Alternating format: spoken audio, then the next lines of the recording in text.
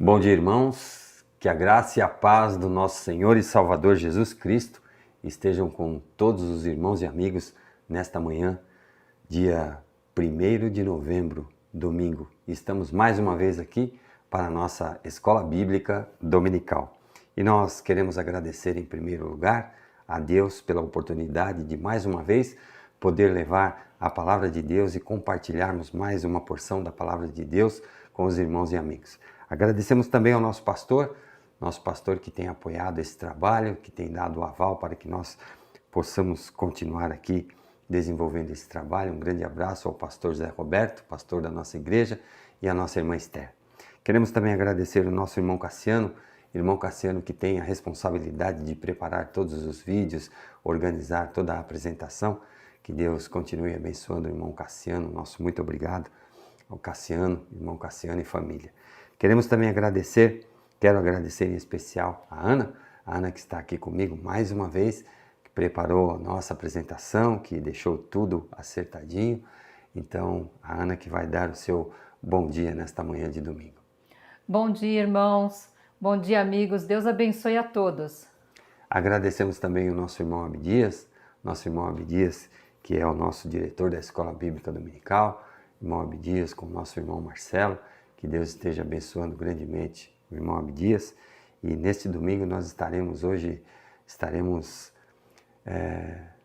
substituindo o irmão Abdias. Vamos dar a aula na Escola Bíblica Dominical, já demos a aula na Escola Bíblica Dominical, lá no nosso templo, no presencial, no nosso culto presencial.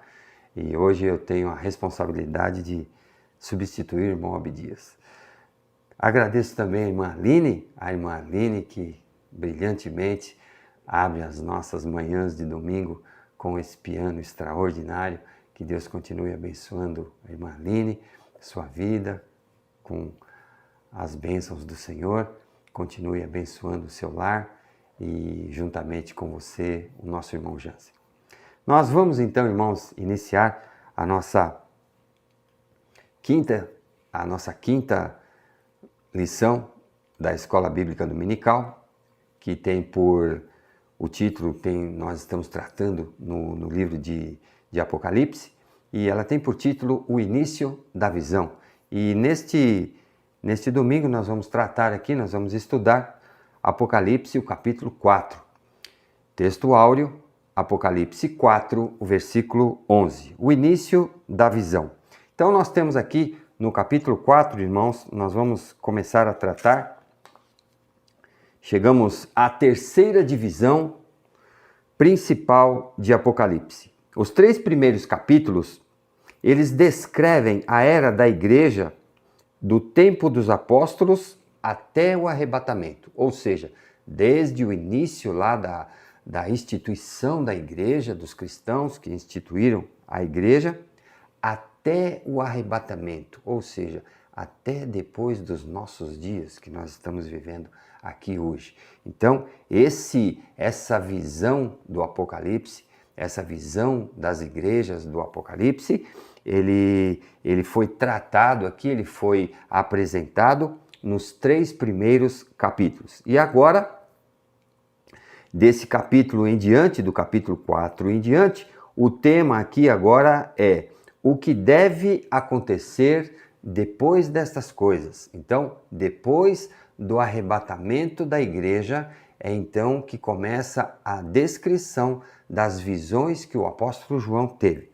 Há uma separação clara entre os capítulos 3 e 4 a partir desse ponto. A igreja não é mais mencionada como presente na terra. Então, a partir de agora, os irmãos vão observar que a igreja, aquelas 7 igrejas que nós tratamos nas 2 lições anteriores, elas não mais vão aparecer a partir do relato dessa nova parte, dessa próxima parte aqui, então, do relato da visão do apóstolo João. Provavelmente aqui, então, nós estamos falando que a partir desse momento a igreja está com o Senhor, a igreja foi arrebatada pelo Senhor. O nosso primeiro ponto aqui, a razão da revelação, Apocalipse 4, versículo 1. Então nós vamos ver aqui a razão da revelação, o porquê dessa revelação. E a Ana vai ler para a gente o nosso primeiro texto, que encontra-se em Apocalipse 4, no versículo 1.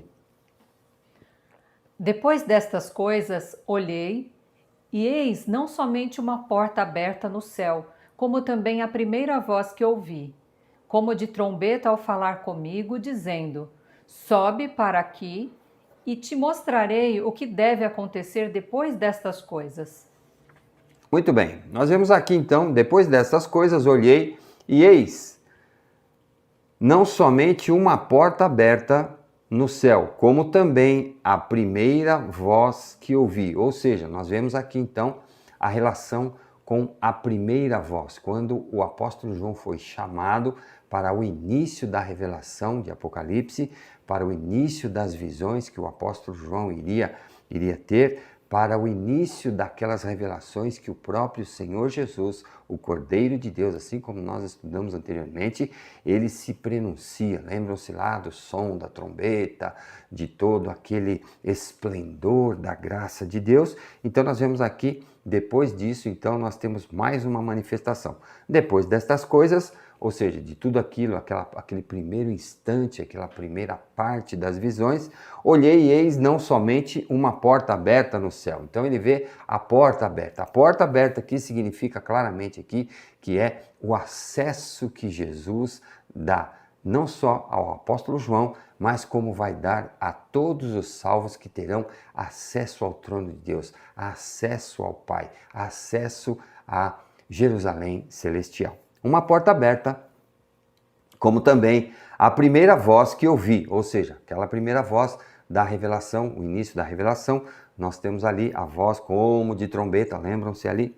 Como de trombeta ao falar comigo, dizendo: sobe para aqui e te mostrarei o que deve acontecer depois destas coisas. Então nós vemos aqui que a voz que convida o apóstolo João nos céus é a própria voz de Cristo, a voz do Cordeiro de Deus. Então nós vemos aqui que o significado da porta é a própria ação de Jesus Cristo, a ação de Jesus Cristo que trouxe o acesso para nós mortais, o acesso a Deus através do seu sacrifício, e também aqui a voz que ele recebe aqui, a voz que ele ouve é a voz do Senhor Jesus. Para muitos estudiosos da Bíblia, a entrada de João nos céus descreve o arrebatamento da igreja. Então, essa entrada de João, esse acesso que João teve até os céus, quando ele presenciou todas aquelas revelações que o próprio Jesus passou ao apóstolo João, esse tem o significado, e todo esse conteúdo tem o significado, tem o paralelo, seu paralelo significado aí, para alguns estudiosos da Bíblia, que é o próprio arrebatamento da igreja. Então sobe para aqui e te mostrarei o que deve acontecer depois destas coisas. Ou seja, então depois daquele período das igrejas, depois daquele período de aconselhamento, de orientação, até de um período onde o Senhor Jesus coloca ali a tolerância para que eles voltassem e se arrependessem, aquelas igrejas que estavam num caminho que não eram do agrado de Deus, então eles tiveram a oportunidade de se arrepender.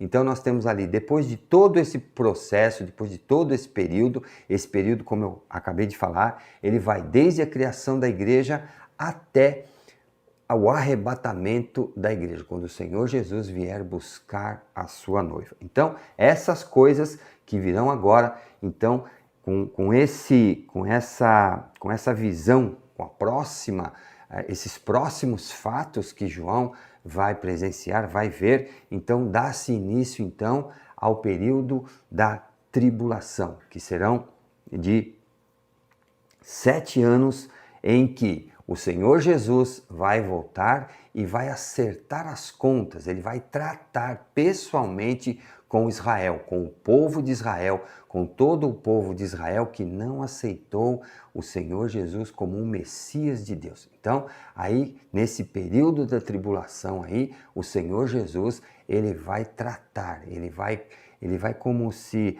apresentar aqui as condições de que ele é o próprio Cordeiro de Deus, o enviado de Deus à nação de Israel.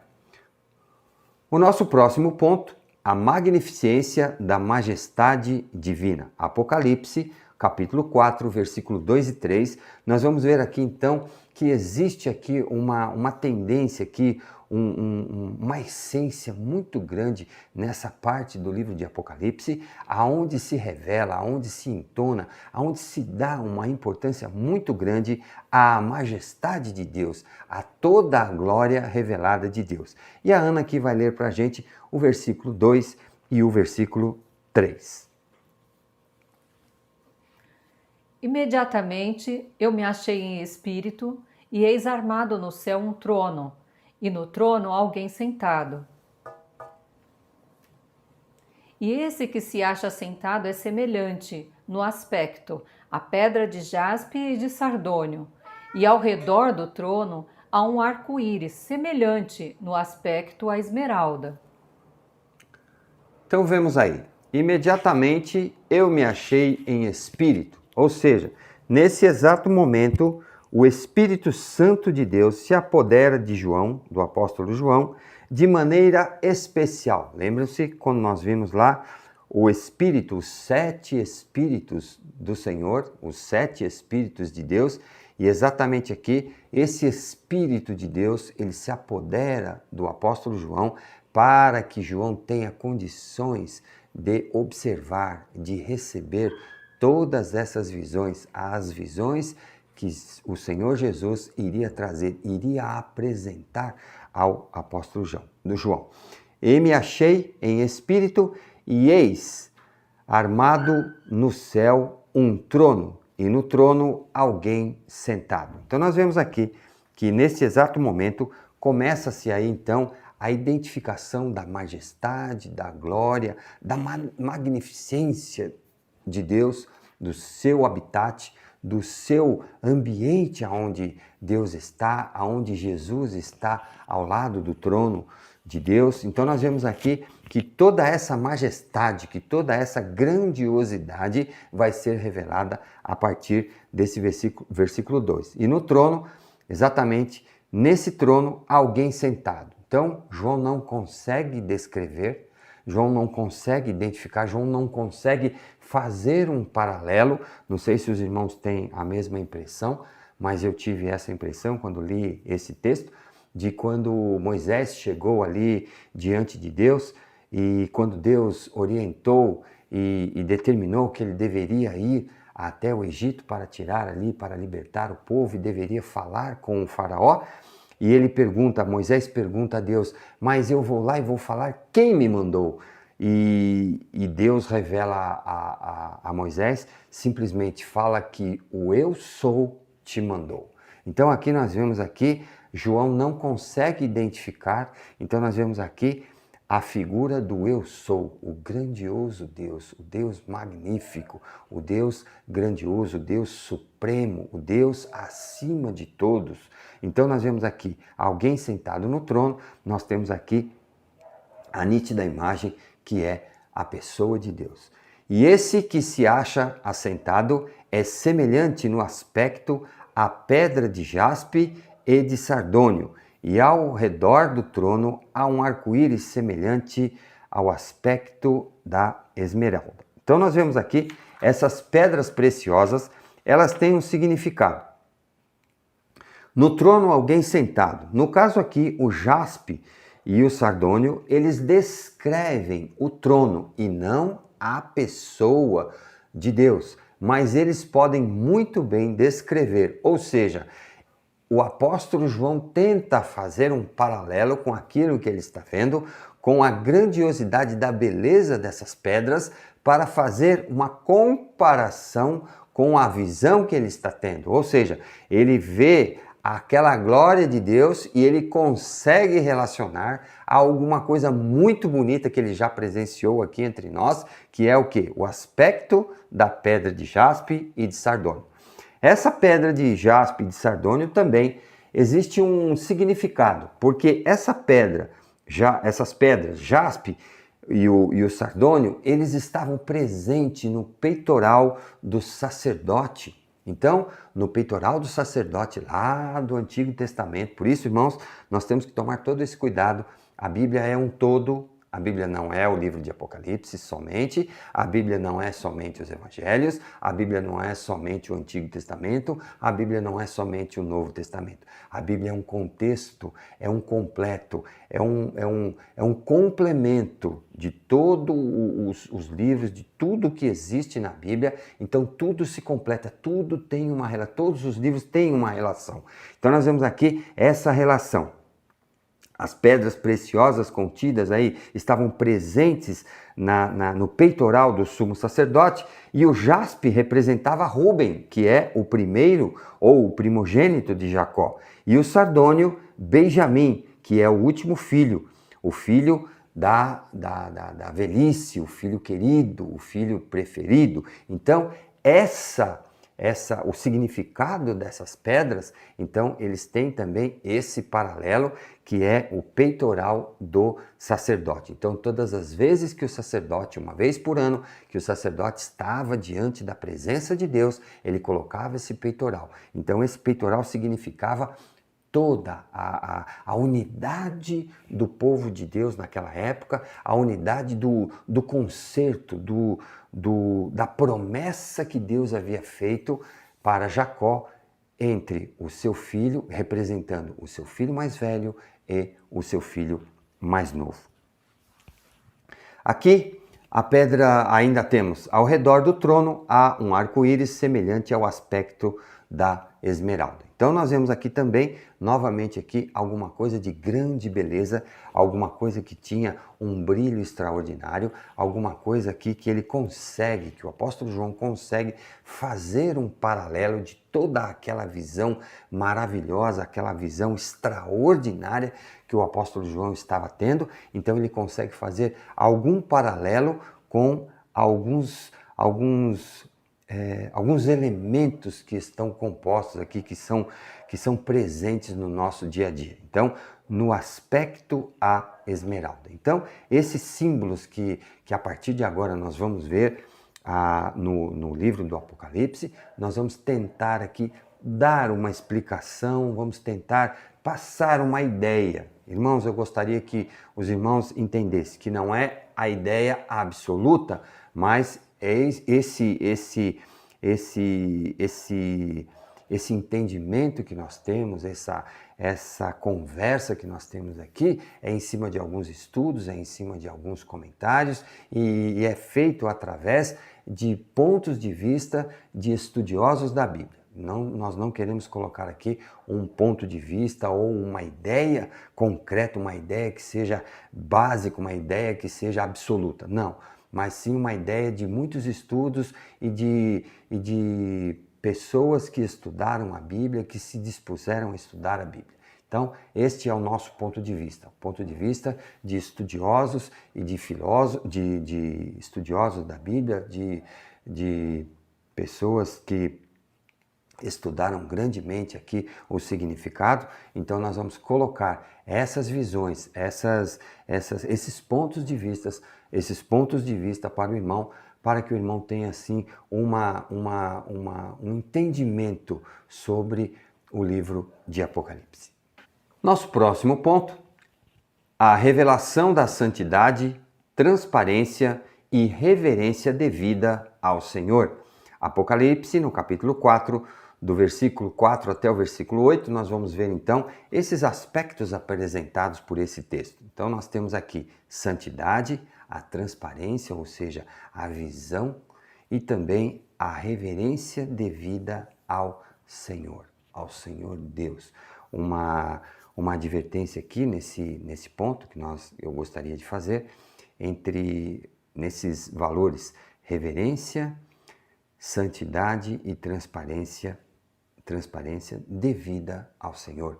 Nós temos que observar esses três aspectos, porque a presença de Deus, ela exige esses três argumentos, essas três condições para que nós possamos estar em integridade diante de Deus. E a Ana vai ler o texto para nós de Apocalipse 4, versículo 4 até o versículo 8.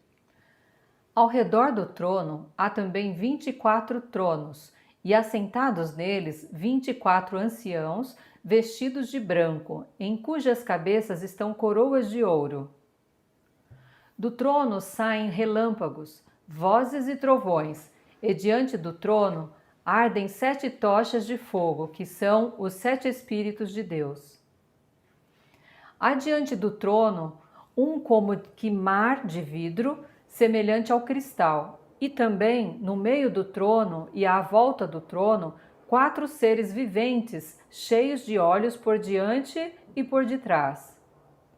O primeiro ser vivente é semelhante a leão, o segundo semelhante a novilho, o terceiro tem o rosto como de homem, e o quarto ser vivente é semelhante à águia quando está voando.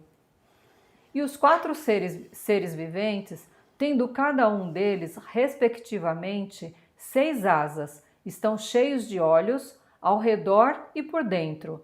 Não tem descanso, nem de dia nem de noite, proclamando: Santo, Santo, Santo é o Senhor Deus, o Todo-Poderoso, aquele que era, que é e que há de vir. Muito bem. Ao redor do trono há também 24 tronos, e assentados neles 24 anciãos, vestidos de branco, em cuja cabeça estão coroas de ouro. Nós aqui não temos como identificar aqui ao certo o que seriam, nós não temos como dizer ao certo quem seriam os 24 anciãos. Alguns estudiosos defendem algumas sugestões de interpretação. São seres angelicais. Alguns defendem que são seres angelicais. Outros dizem que o povo remido do Antigo e do Novo Testamento. E alguns outros ainda, somente os santos do Novo Testamento. Então nós vemos aqui que esses 24 anciãos que estão sentados nesses 24 tronos, nós não conseguimos identificar. Mas o significado desses tronos, desses 24 tronos e 24 anciãos, nós conseguimos identificar em função da característica deles. Então, vestidos de branco. Ou seja, esses vestidos de branco, eles identificam que são seres que estão completamente sem mácula, sem pecado, foram absolvidos completamente. Então, eles foram purificados. Então, vestidos de branco são aqueles que foram purificados. E em cujas cabeças estão coroas de ouro. Então, coroa de ouro aqui significa aqui a realeza, significa aqui a pureza, significa aqui o teor de pureza desses seres que estão que estão ao redor do trono, como nós vimos no versículo anterior, que seria o trono de Deus. O próximo versículo, versículo 5. Do trono saem relâmpagos, vozes e trovões, e diante do trono ardem 7 tochas de fogo, que são os 7 Espíritos de Deus. Então do trono saem relâmpagos, ou seja, a presença de Deus ali é constante. A presença de Deus faz com que esses relâmpagos, ou seja, a manifestação desses relâmpagos, a presença de Deus causa. Então, esses relâmpagos aí nós conseguimos, quando nós falamos em relâmpagos, nós conseguimos identificar muito bem o que vem a ser. Então, essa foi a figura que o apóstolo João usou para que nós pudéssemos entender a grandiosidade, então, da presença de Deus ali, do trono em que Deus estava assentado. Vozes e trovões. Então, nós vemos aqui. Então, são manifestações de grandiosidade. E diante do trono ardem 7 tochas. Então, o fogo significa a purificação. Tudo que passar pelo fogo será purificado. Assim como o ouro é purificado através do fogo, então aqui, o fogo purificador. 7 tochas de fogo, que são os 7 Espíritos de Deus. Estão lembrados? Se você esteve lá na nossa igreja, na nossa escola bíblica dominical, lá no domingo passado, nosso irmão Abdias falou lá em Isaías os 7 Espíritos de Deus: Espírito de verdade, Espírito de sabedoria, Espírito de temperança, Espírito de presença. Então, todas essas características são referentes aos 7 Espíritos de Deus, que estão sempre presentes. Versículo 6. Adiante do trono, como que mar de vidro. Então nós vemos aqui, esse mar de vidro aqui, primeiro, dá a transparência. Lembram-se que nós falamos lá da transparência de Deus, da transparência do caráter de Deus. Então é um dos aspectos do caráter de Deus. O trono diante do trono, como se um mar de vidro. Mar significa alguma coisa que faz separação. Então, esse trono está completamente isolado ali num mar totalmente puro, transparente, totalmente purificado, semelhante ao cristal. Então, nós vemos aqui, o cristal, ele é o quê? Tudo que a gente fala, né? A água, por exemplo. A água, a gente fala que a água é cristalina. O que significa água cristalina? Água pura, água totalmente desprovida de alguma impureza, de alguma bactéria, de alguma sujeira. Então, quando nós vemos uma água cristalina, nós já temos a ideia do que vem a ser. Então, aqui, esse mar era completamente cristalino, semelhante ao cristal.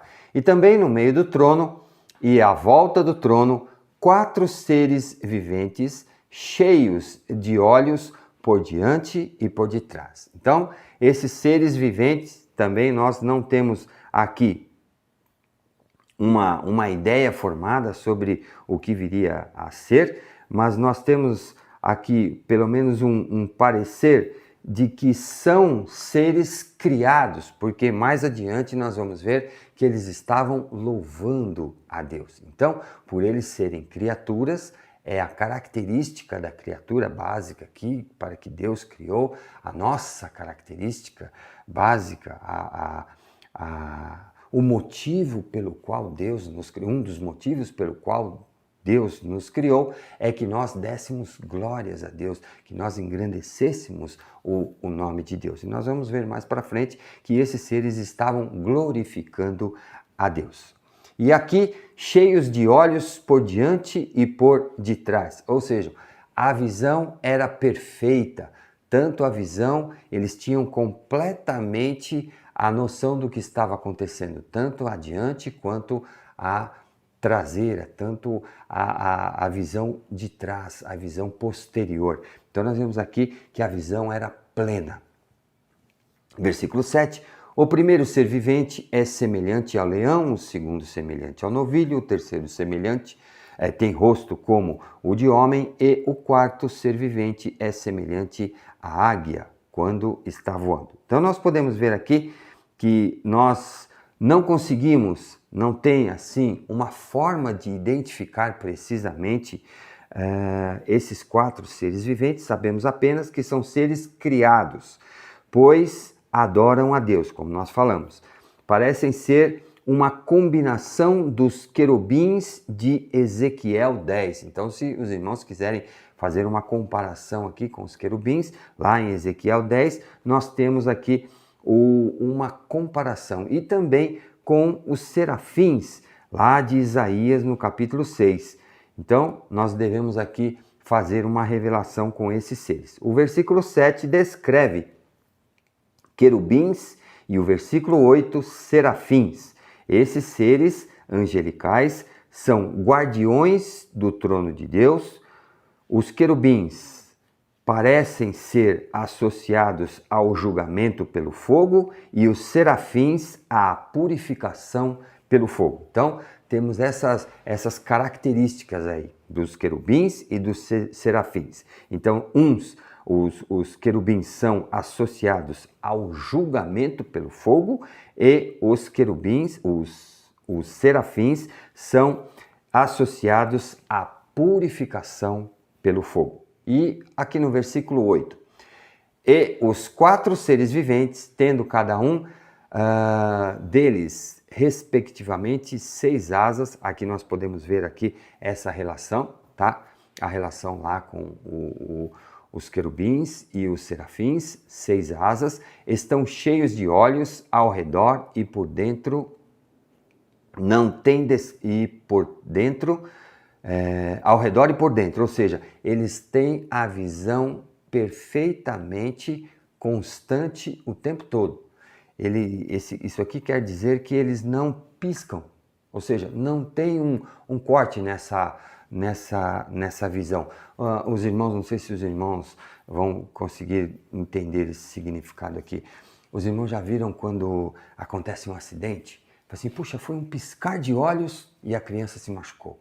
Um piscar de olhos e eu acabei sofrendo acidente, acabei me cortando e tal. Então, isso quer dizer que esses seres, eles não vão ter esse piscar de olhos, ou seja, não vai haver um vacilo. Eles estão constantemente em vigília, constantemente atentos, sem descanso, nem de dia e nem de noite. Proclamando, então, aqui nós vemos, proclamando o quê? Santo, santo, santo é o Senhor Deus, o Todo-Poderoso, aquele que era, que é e que há de vir. Nós vemos aqui, então, que as características deles, nós temos lá no versículo passado, a de leão. Então, a descrição do versículo 7 é paralela com o modo com que Cristo é apresentado nos evangelhos. Então, lá no versículo anterior, nós vemos aqui, semelhante ao novilho, o rosto como de homem, o quarto ser vivente é semelhante à águia que voa, e lá o primeiro ao leão. Então, ao leão, nós vemos lá ali em Mateus, significa o rei. E nós vemos que o novilho, em Marcos, no Evangelho de Marcos, o servo. E homem, a figura do homem, o filho do homem, em Lucas.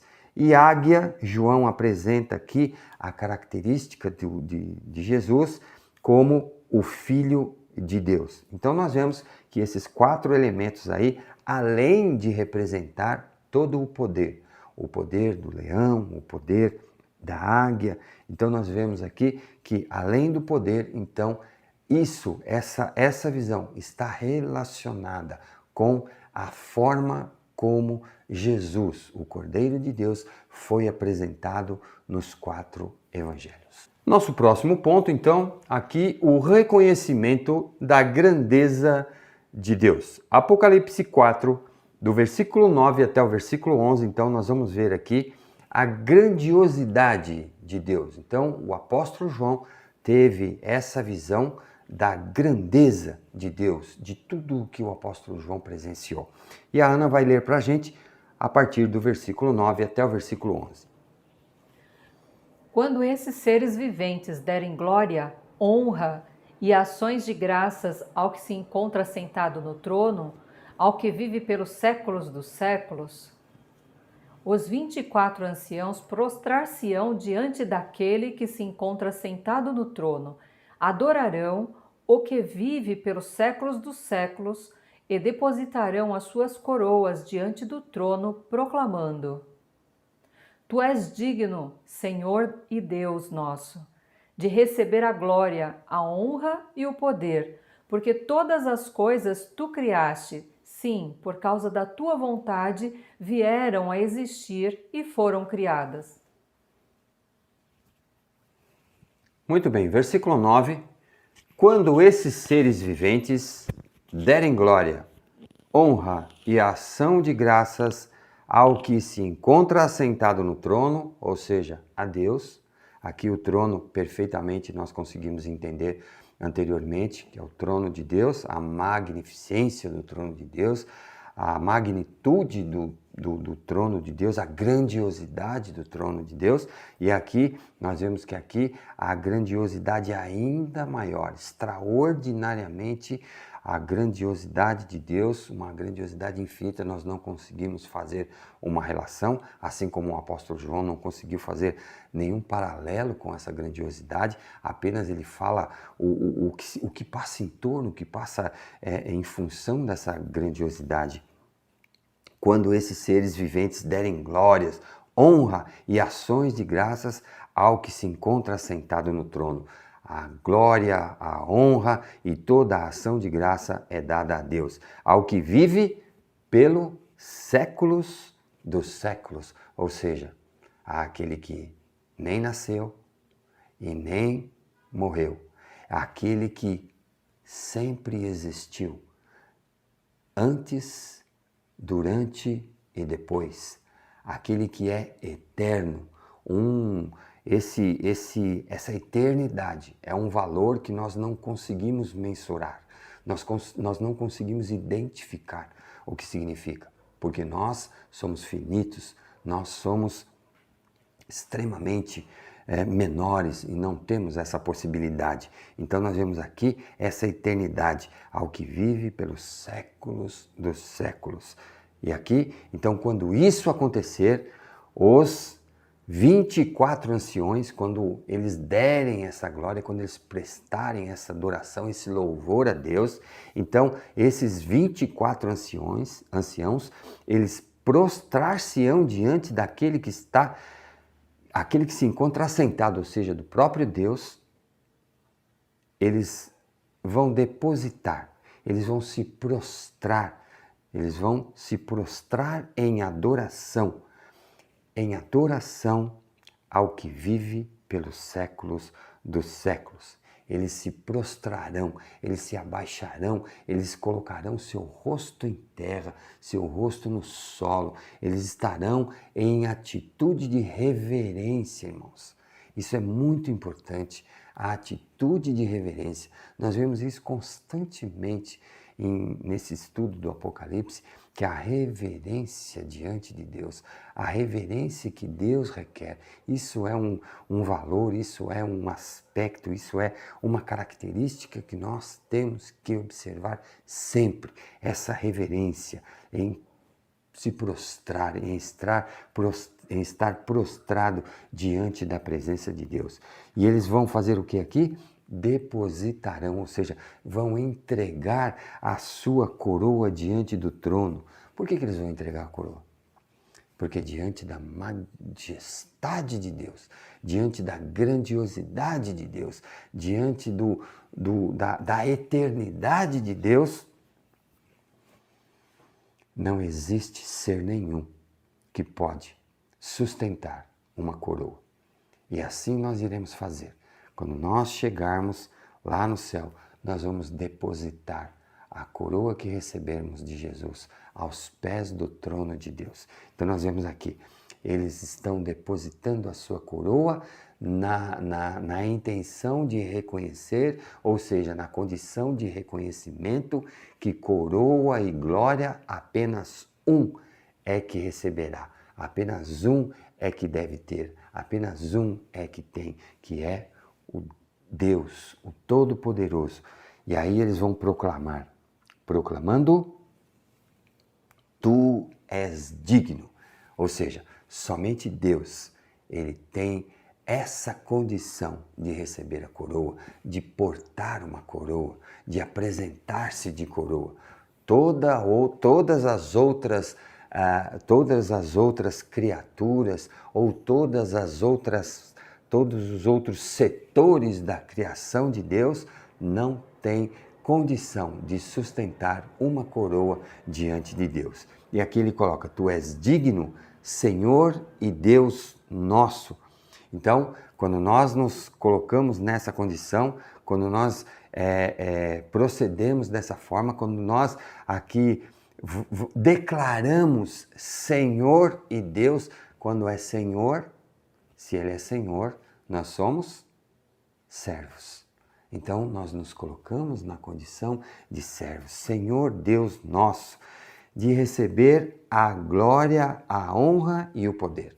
Então, a glória, a honra e o poder só é devida, somente é devida a Deus. Porque todas as coisas tu criaste, ou seja, então nós vemos aqui a mais perfeita identificação do poder criativo de Deus. Todas as coisas tu criaste. Então, o poder de criação, o poder criacionário, da criação de Deus está aqui toda identificada na pessoa de Deus. Sim, por causa da tua vontade vieram a existir e foram criadas. E quando eu estava lendo esse texto, irmãos, eu gosto muito do texto de Gênesis, lá no princípio. E todas as coisas foram criadas pela voz, pelo comando da voz de Deus. E haja luz e houve luz.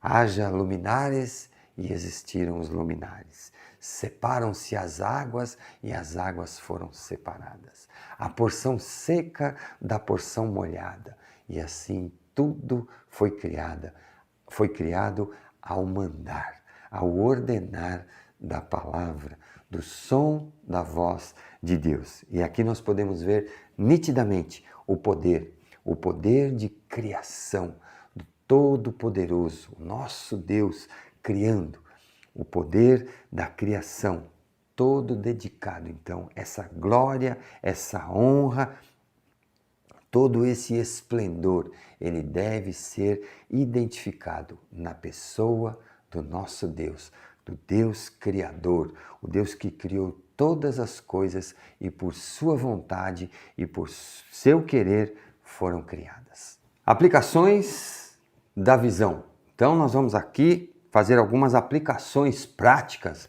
da visão do apóstolo João. A primeira delas, então, nós vemos aqui. Aprendemos com o apóstolo João a reverenciar o nosso Deus com o respeito que ele merece. Deus é santo, onipotente e eterno. Os impérios, reinos e as grandes potências mundiais se levantarão e desaparecerão, mas Deus permanece eternamente. Nós temos potências, temos grandes reinos, temos grandes impérios, mas tudo isso vai passar. Tudo isso será passageiro, mas o nosso Deus vai permanecer eternamente. O Criador entregou ao Redentor toda a autoridade no céu e na terra, e os que o seguem jamais passarão desapercebidos do seu amor e cuidado. Portanto, irmãos, estejam tranquilos. Tranquilos porque o homem faz política, mas Deus faz justiça. E a justiça de Deus, ela é perfeita. E o seu amor e o seu cuidado não será desapercebidos por cada um de nós que demonstrarmos o amor ao nosso Deus. Chegamos à nossa conclusão.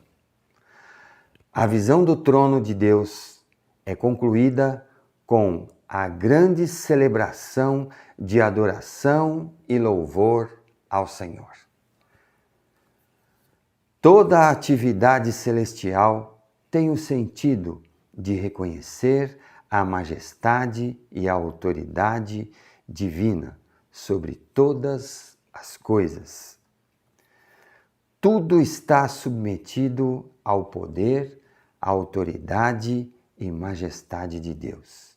E toda a majestade, autoridade e poder de Deus será declarada e revelada a todas as nações.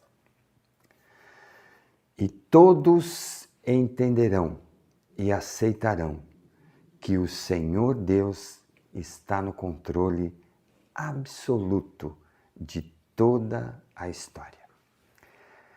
Eu gostaria, irmãos, de fazer apenas uma observação a respeito do livro de Apocalipse. O livro de Apocalipse é um livro enigmático, é um livro que todos buscam entender os seus significados. Existem diversas ideias, diversos pontos de vistas, e nós podemos entender perfeitamente que o livro de Apocalipse é o livro da revelação das coisas do fim. E todos querem saber. O homem tem um desejo muito grande de saber como será o fim, como tudo vai acontecer, como vai ser, o que vai ser no céu, como será o céu. Mas eu gostaria, irmãos, de colocar aqui que o livro de Apocalipse, se nós entendermos perfeitamente todos os símbolos e mistérios contidos no livro de Apocalipse, mas se nós não entendermos a nossa esposa, se nós não entendermos o nosso filho, se você não entender o seu pai, se você não entender o seu esposo, o seu irmão, então, irmãos, não valeu muito entender todos os significados do Apocalipse.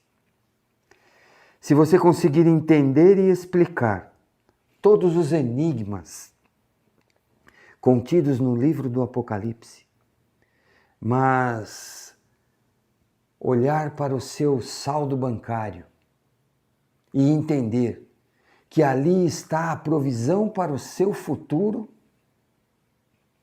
de nada adiantou você decifrar todos os enigmas que o livro do Apocalipse contém. Se conseguirmos desvendar e esclarecer todas as visões que o apóstolo João teve durante o seu período de exílio, mas se nós não conseguirmos perdoar o seu pai, perdoar o seu irmão, perdoar o seu esposo, perdoar o seu filho, perdoar o seu semelhante, então, irmãos, de nada vai adiantar nós revelarmos e esclarecermos todos os mistérios de Apocalipse. Portanto, eu sugiro, irmãos, que nós fiquemos mais atentos às lições que o nosso Senhor Jesus nos ensinou em Mateus, capítulo 5, capítulo 6, durante todo o Sermão do Monte. Que nós possamos estar voltados, sim, para os mistérios do Apocalipse, mas que nós possamos estar muito mais atentos com as lições que o Senhor Jesus nos ensinou. Lições de humildade, lições de aceitação, lições de humildade e perdão, lições de aceitação do nosso próximo, lições de amor ao nosso próximo. Que nós possamos entender essas lições que foram dadas através de todo o ministério do nosso Senhor Jesus Cristo. E eu gostaria nesse momento de convidar você a abaixar suas frontes e fechar os seus olhos para que nós pudéssemos orar nesse instante. Senhor Deus e Pai, nós te agradecemos, ó Deus, porque mais uma vez pudemos passar aqui alguns momentos estudando a Tua Santa Palavra. Senhor, nós te pedimos através do Teu Santo Espírito, ó Pai, que Tu nos dê sabedoria, para que possamos entender o Teu amor, para que possamos aceitar a Tua orientação, para que possamos, ó Pai, aceitar o toque do Teu Santo Espírito nas nossas vidas, para que possamos fazer as correções necessárias, ó Pai, para que aí sim possamos estar prontos para o dia que Tu vier em glória, buscar todos aqueles que se arrependerem dos seus pecados. Ó Pai, que esse dia nós possamos, ó Deus, o nosso desejo é que nós possamos estar dignos para que Tu possa, Senhor, nos levar contigo, nos arrebatar nas nuvens e nos colocar diante do trono do nosso eterno Deus. Obrigado, Pai, porque Tu assim nos prometeu. Nos dê, ó Pai, as condições necessárias para que nós possamos nos manter fiéis até o dia final, para que um dia possamos nos encontrarmos todos lá no céu, na magnífica Jerusalém celestial e podermos desfrutar das benécias do Teu cuidado, da Tua presença e do Teu grandioso trono de glória. Obrigado, Pai, por essa promessa que Tu fizeste. Nós oramos agradecidos a Deus, em nome do Teu Filho amado Jesus, o nosso Salvador. Amém. Obrigado, irmãos, por mais uma oportunidade de podermos aqui ter mais uma aula da nossa Escola Bíblica Dominical.